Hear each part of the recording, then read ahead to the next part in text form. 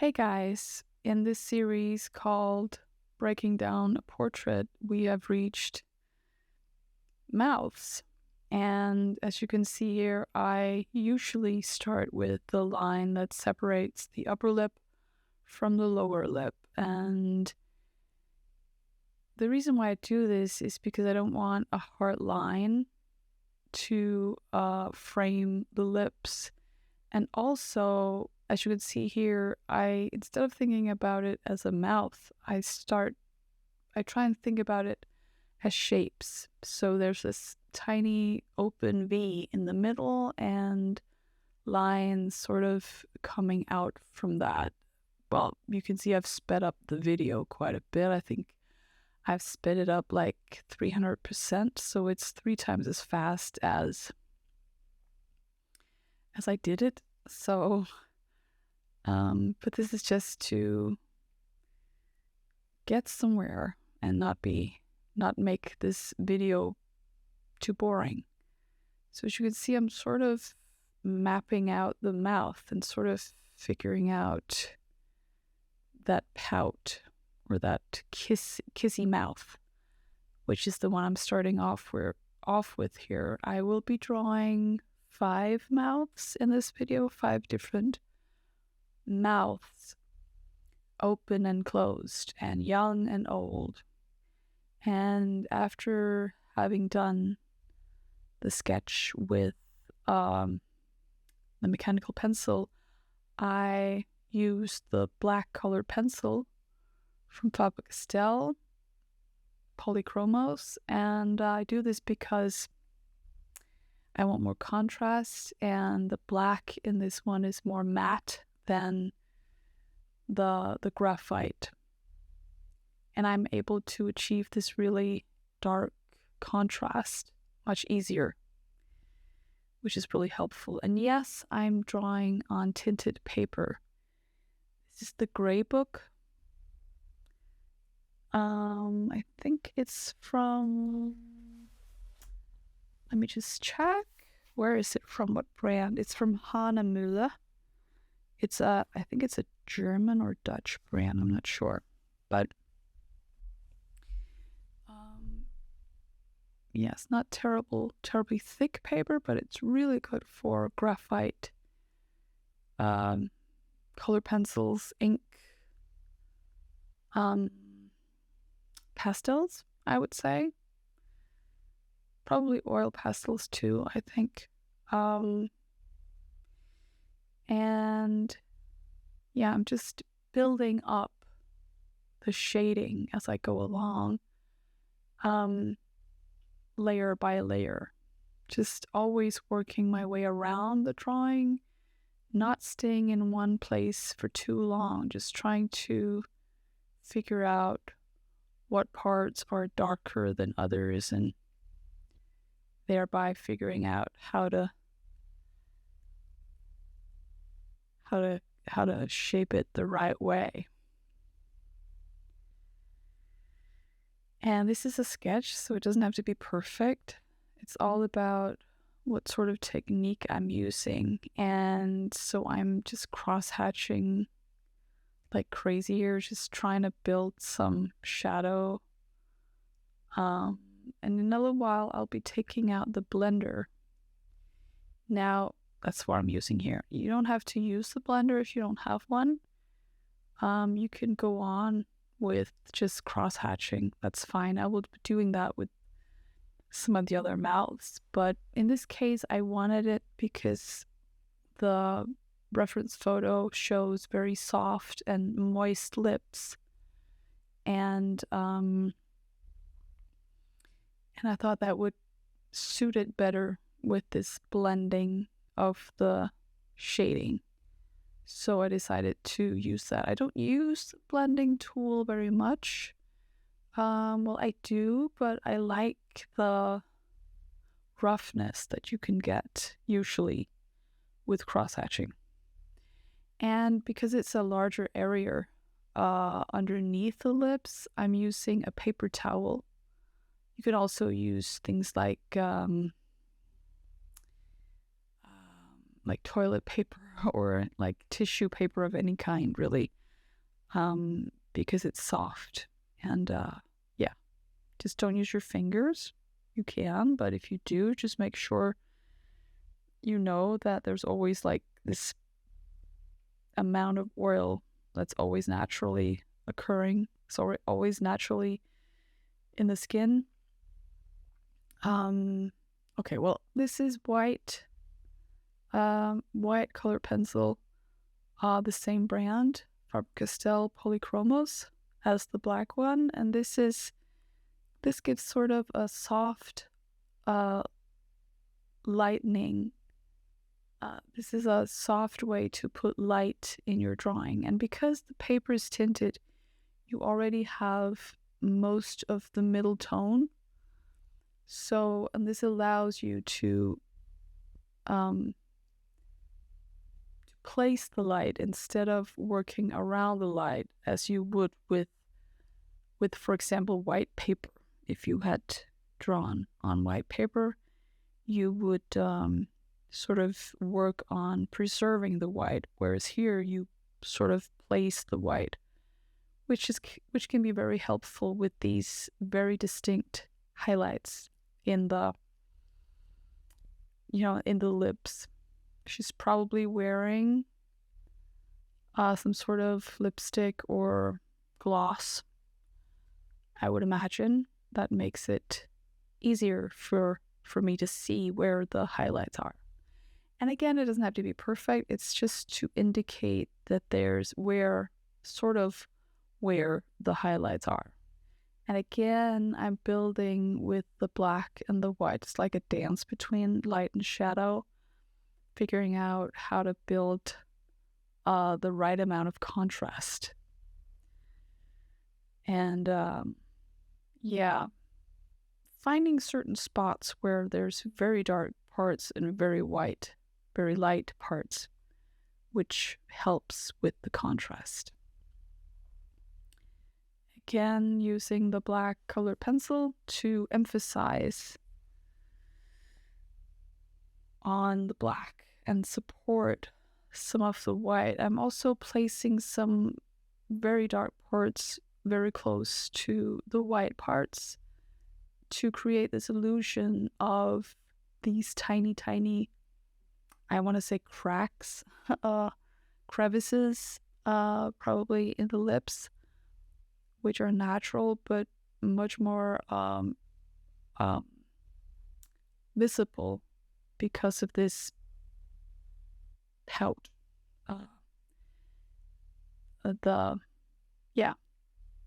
The whistle or kiss mouth, I would say. Yeah. So it's really just building and yeah. I don't do a lot of erasing. I just really just build on top of layers like that.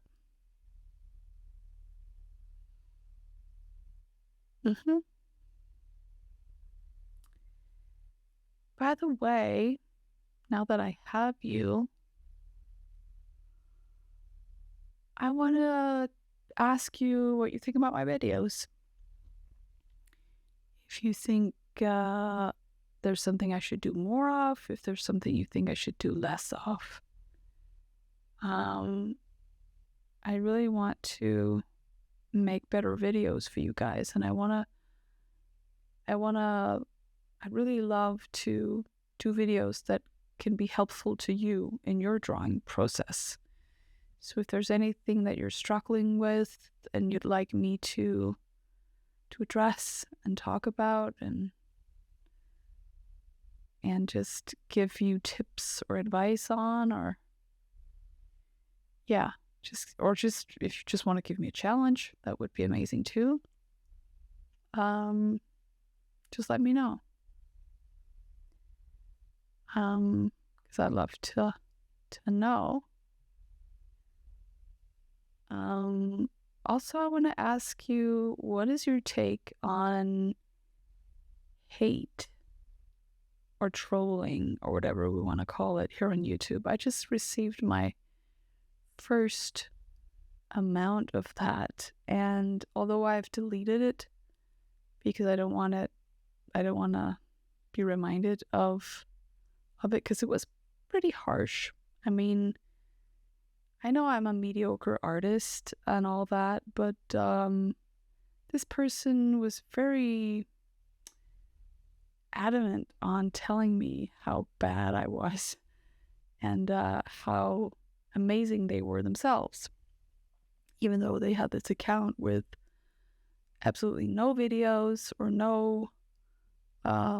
none of their own work, which was sort of, well, not surprising, but it just makes me wonder, why would they spend so much time watching my videos if they're so great at what they do themselves, drawing wise. So I'd like to know, what do you do? How do you react, and what do you do when something like that happens, when people give you, basically talk really bad about you to your face? Well, not to your face, because had it been to my face, I would have had a chance to explain myself and to defend myself. But in this case, it's pretty hypocritical to do it behind the screen, right? Anyway, obviously I wanted to do a baby or a toddler mouth because the shape of a toddler's mouth, you cannot, again, generalize. Just as with the noses and eyes, it's impossible to generalize. Everyone has different noses, lips, eyes, and all of that. But this is very typical because it has these very, very chubby cheeks and a mouth that sort of is also a little bit pouty. And the corners of the mouth are going a bit downwards.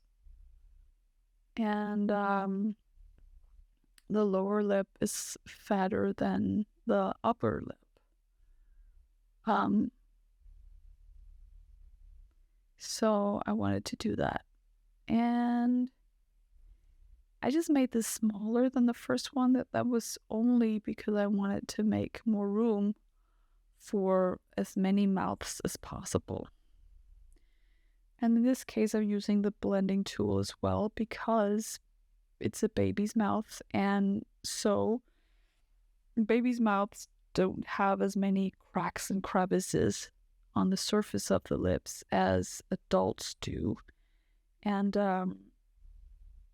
so it made sense.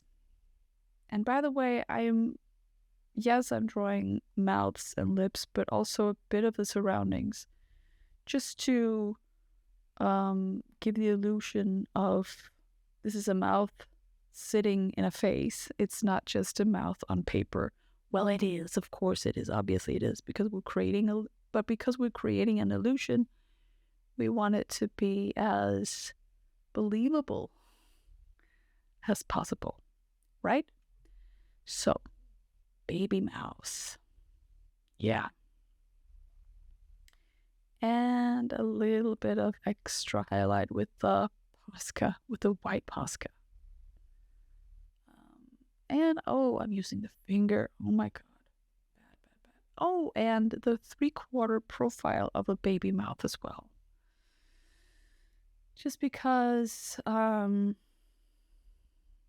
don't know. I seem to. I think I hear a lot about, when you guys write me, you often talk about 3/4 profiles as being very challenging. Also profiles, obviously, but 3/4 profiles are, or can be, quite challenging. I get it. One eye is bigger than the other. The one half of the face is almost, it's seemingly smaller because it's further away than the other half. things like that. And this doesn't really look like anything. So, but again, I started off with the opening of the mouth, and only just looking at that isolated. It almost looks like a little fish without a tail, or like a pear or something. Like, I'm trying to look for the fundamental shapes. There's uh an arc, there's a circle, there's a triangle, there's a straight line, there's a things like that. Instead of thinking about it as a mouth, try and always look for shapes. And that helps me put everything together. And that is really what drawing is about. It's about, finding these shapes and then putting them together and finding the right ratio and relationship between those shapes so that they're in the right size and the right angle. And yeah, hope that makes sense. And it's about practicing a lot. And again, I'm using the blender here because it's such a young person. So the lips are very fine and very smooth. So is the skin. And I'm emphasizing the hard shadows. This picture, the reference photo, is really, really good for drawing because it's filled with contrast, even though it's such a young face. Because if you draw portraits, you probably know that babies can be very challenging to draw because they're so fine and rounded and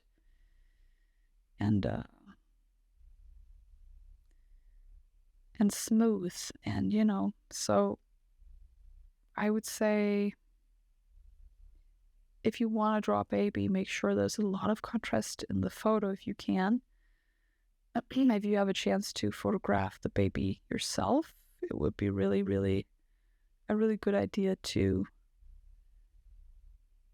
spend some time on setting the light right for that. Using a very hard contrast here.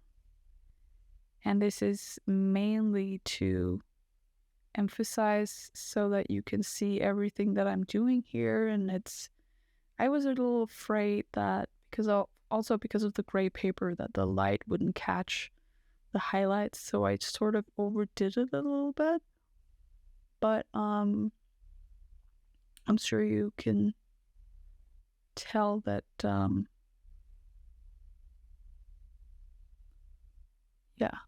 that's what I'm doing. I hope so. Okay, and obviously I had to draw an old guy as well, or like an old person. I like this photo because it's very indicative of someone really old and wrinkled, and and also his mouth is very asymmetrical. You can tell that from the lines, the deep lines on the sides of his mouth, going down towards his chin, like the edge of his chin. His cheeks are sort of sagging. I think it's called jowls. I'm not sure, but his skin is very loose in the face. And I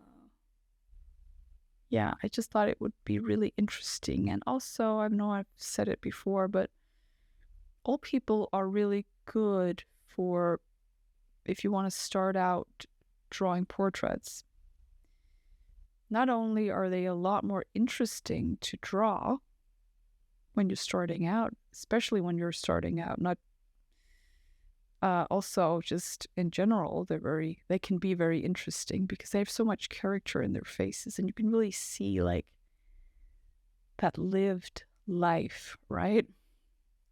They're also easier to draw because of all the wrinkles, and so you constantly have all these reference points. Sorry. And you can sort of divide the face into sections and into smaller bites, which makes it easier to navigate your drawing and to map out a face and to get the right distances and ratios. So wrinkled old guys and gals, go for it. It's just a little piece of advice that I've really done a lot of myself. And again, I'm paying attention to the surroundings of the mouth. So I'm doing the chin and a bit of those sagging cheeks just to emphasize the fact that it's that this is an older person, a more experienced person.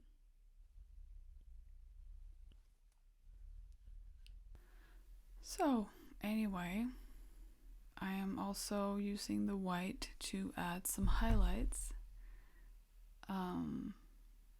Like I said, it's just to build some contrast. And here I'm not using the blender because I like the fact that the cross hatching sort of adds to this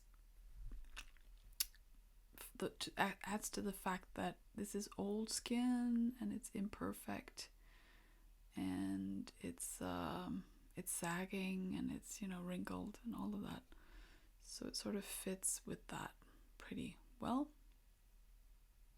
Hope that makes sense. And I'm just sort of just working on some details that I like to work on. For this particular drawing, I just get sort of lost in it, and which is the best part about drawing, really, in my opinion.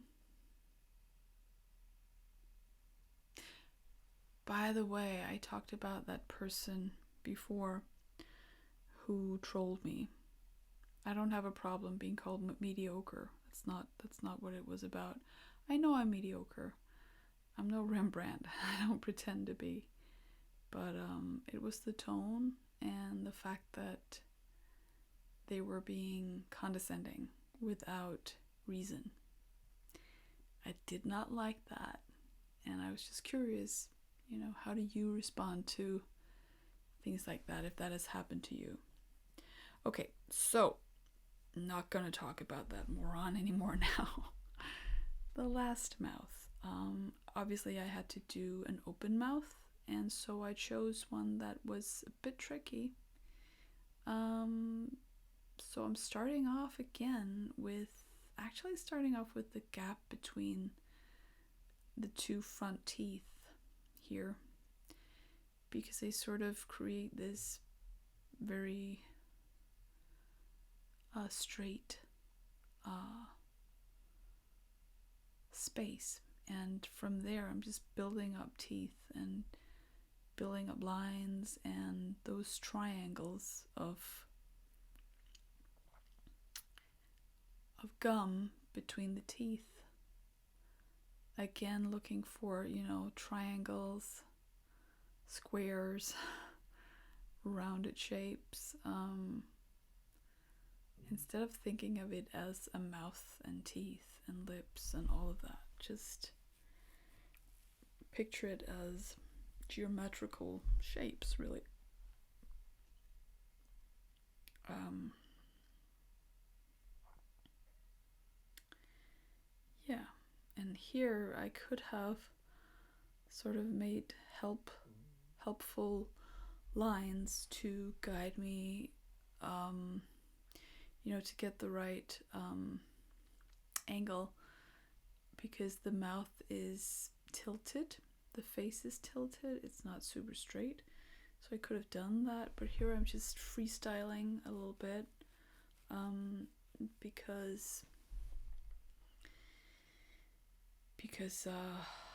because I like doing that.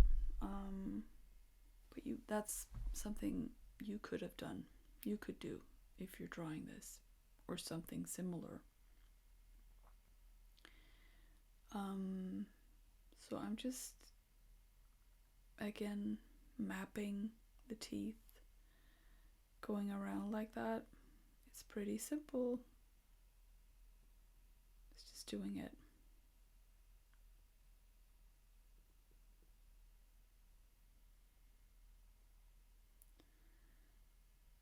And trying to figure out how thick are the lips. And I'm starting off with the white because I really want to work on the contrast from the beginning, not add it at the end. But I want to start with the white before I go in with a little more of the darker parts. So you don't have to do that. That's just me. I think I was getting a little impatient. Maybe that's it. I just wanted I wanted to see what happened if I added some of those highlights from the beginning. Also, I'm sort of drawing the shades as shapes. Does that make sense? So, for instance, there's a heart shape on the upper lip. I'm reaching that right now, and I sort of try and place it as a shape, much like I've done with the upper lip and the teeth.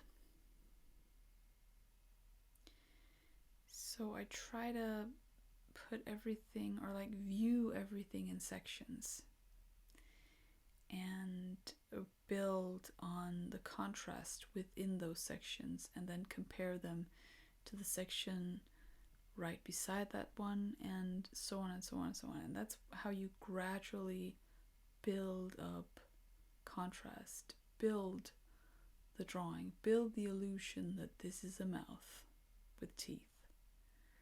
Because really what it is just some graphite and colored pencil on paper. But we want it to look like a mouth, right? We want to create the illusion of a mouth. So, yeah. And, yeah, you can see I'm really trying to build that really hard shade there, which is really cool. And I'm not a printer, so I work all around the drawing all the time, which is why I always get really dirty hands, because I smudge the drawings with my hands, because I don't just start from left to right, I'm all over it and all around. That's just how I like to work.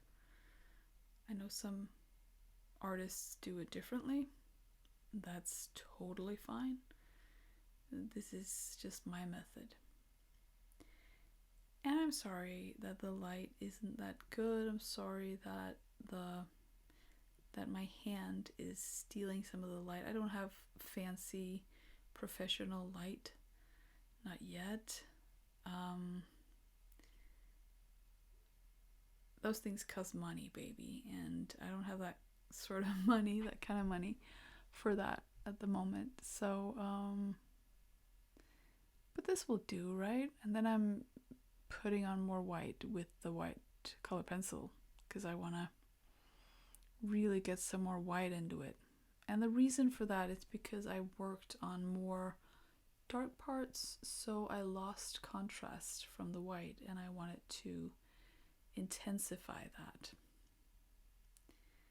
So, and now I'm actually, this is why tinted paper is so great, is because you get to place exactly where you want the highlights instead of leaving out parts on white paper, sort of to preserve the highlights. So I love tinted paper because you have this middle tone already right there on the paper, and you can work your way around it to create more life and vibrancy. Vibrancy, is that a word? I think so. Yeah. You want it to look more natural and real. That's what we're going for, at least in this drawing. It doesn't have to be realistic and naturalistic all the time, but that's what we're going for in these videos.